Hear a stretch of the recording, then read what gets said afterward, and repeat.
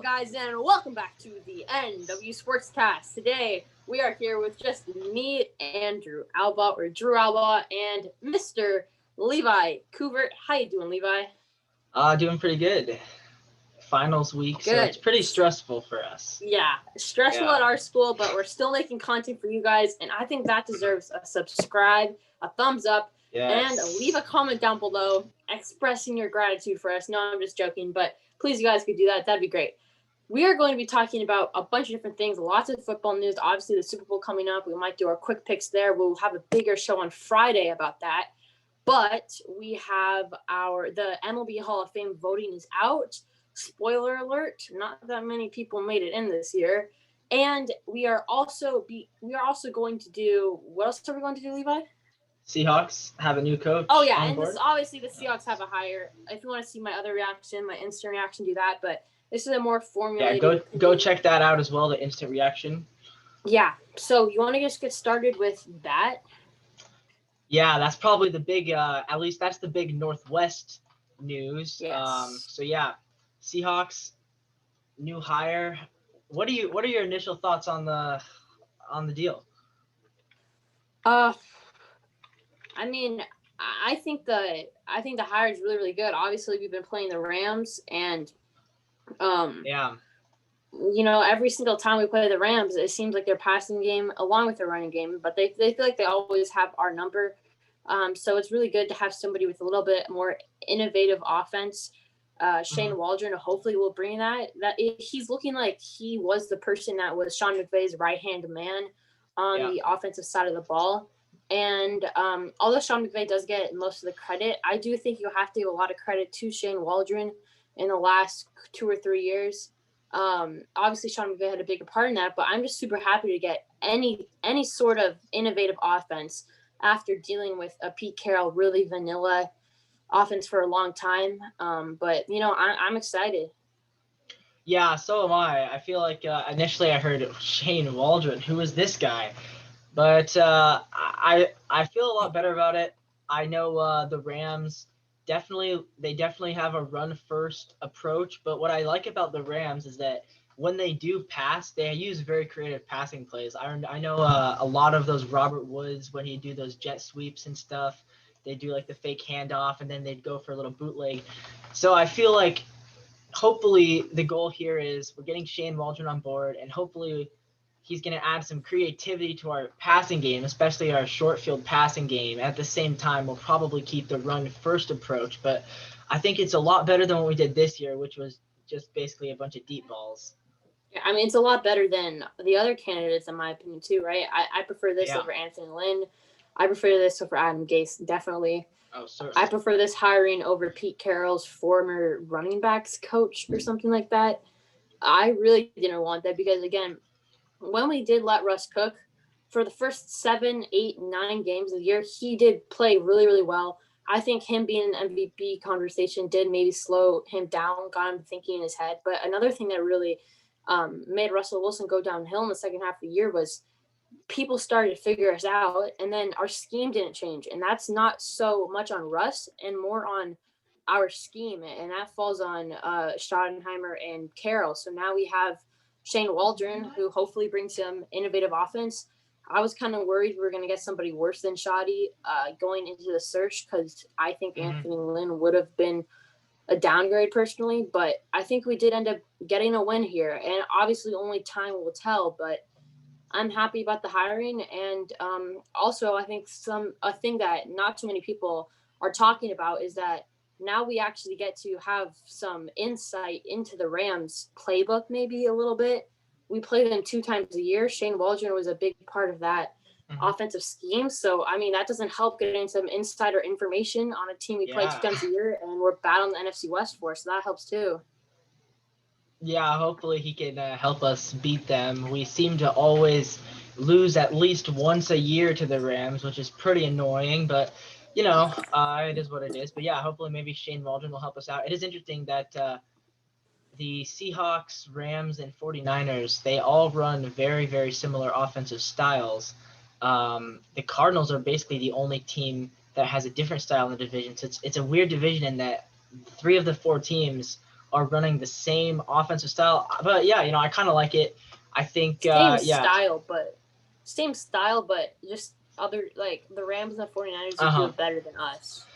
And that's the annoying thing, because we should be able to do better, because we have definitely we have the much better quarterback, but yet Goff and Garoppolo are able to operate our offense better than we operate our offense. So hopefully Shane Waldron will help change that. I'm happy. Yeah, I felt like heading into it, I thought Doug Peterson might be our best choice, or maybe I really wanted us to hire Mike Lombardi from the Saints, or Joe Lombardi from the Saints. Yeah. But after we struck out on him, I really didn't know who I wanted, and I'm happy with Shane Waldron. Yeah, I'm super pumped for Shane too. Hopefully he just brings some innovative offense. That's all I'm looking for, right? Pete Carroll, I don't think he's ever going to change his run-first philosophy. I just think that's part of who he is. But if Shane Waldron can at least try to shape the offense into a more Russell Wilson type offense, but it's not just all deep balls, then I'll be happy at the end of the day. Again, this is just an instant reaction. We'll have to wait to see what happens. But yeah, my bets are going to be on Shane Waldron, hopefully fixing the offense. And if I'm not mistaken, I think this is the best. Like the Seahawks are the best team that fired a major coordinator, head coach, D coordinator, offensive coordinator. So I do think this is a pretty big deal to other teams in the league as well, because the Seahawks are going to be a contender next year, and if they can get their offense figured out and their defense plays like they did in the second half of the year, we're going to be scary good next year, and I'm really excited for that.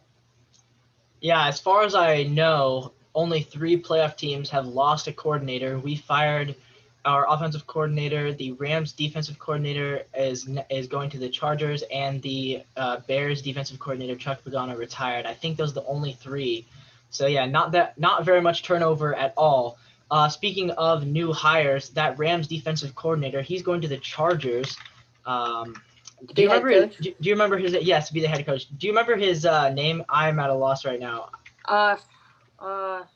Okay, I'm looking up Shane Steichen.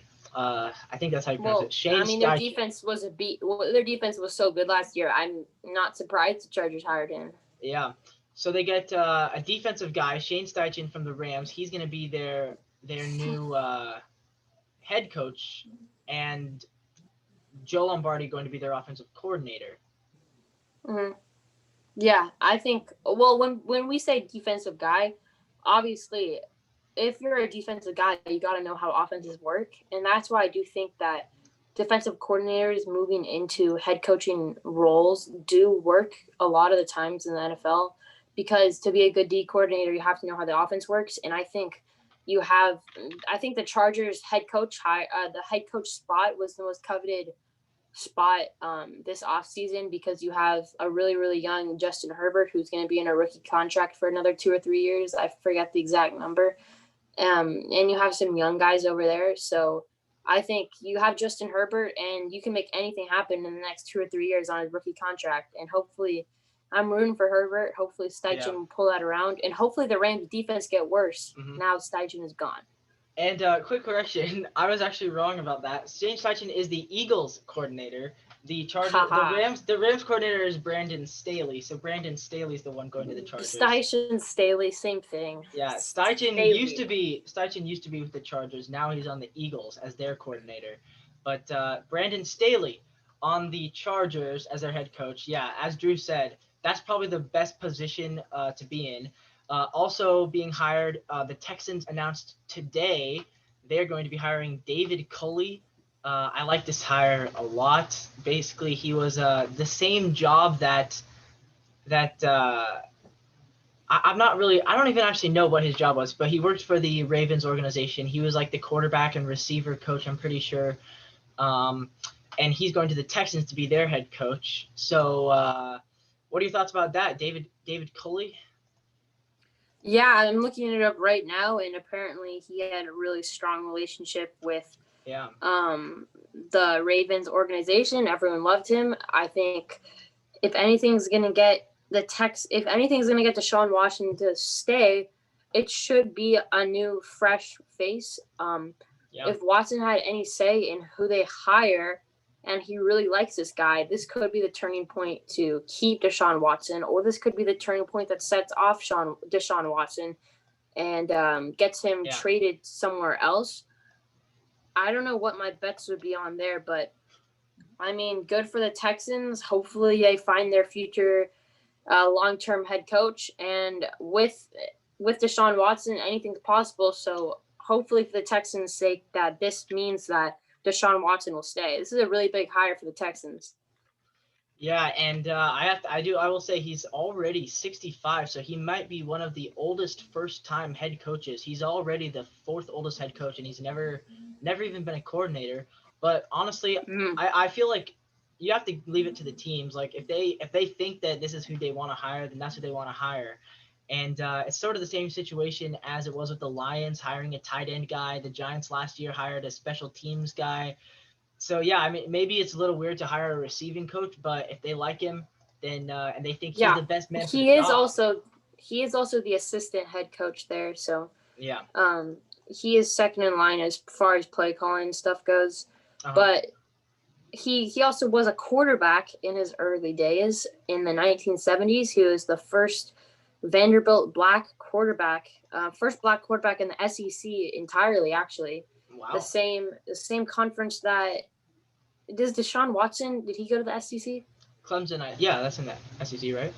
Yeah. So, I mean, I don't know. Deshaun Watson, they both have similarities. Maybe Deshaun Watson will stay. And I think as a Texans, obviously getting a head coach is super important, but it's almost more important that you fulfill Deshaun Watson's needs, because head coaches are great and they're hard to come by, but Deshaun Watson, he's a once-in-a-generation type player. And also former Seahawks defensive coordinator or defensive play caller Chris Richard is meant to be a part of David Culley's staff. So a Seahawks coach going over to the Texans. So, yeah.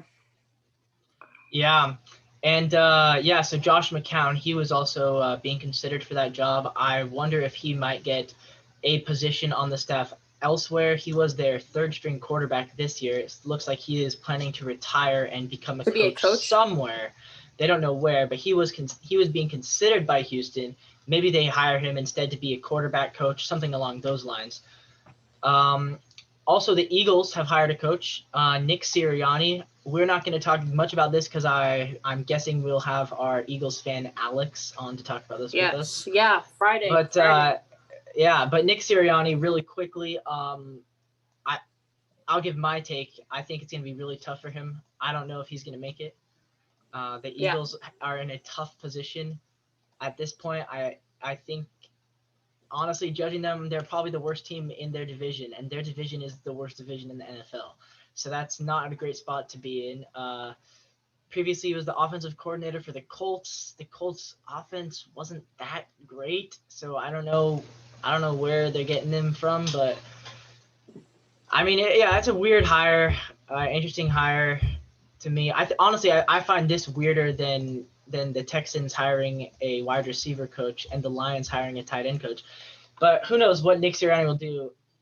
Yeah, and just to put it into perspective, who is he going to put as a quarterback, right? Jalen Hurts, Carson Wentz? I don't know. I don't know either, but just to put this into perspective, guys, the Eagles did not make the playoffs last season, and they are $53 million under the cap.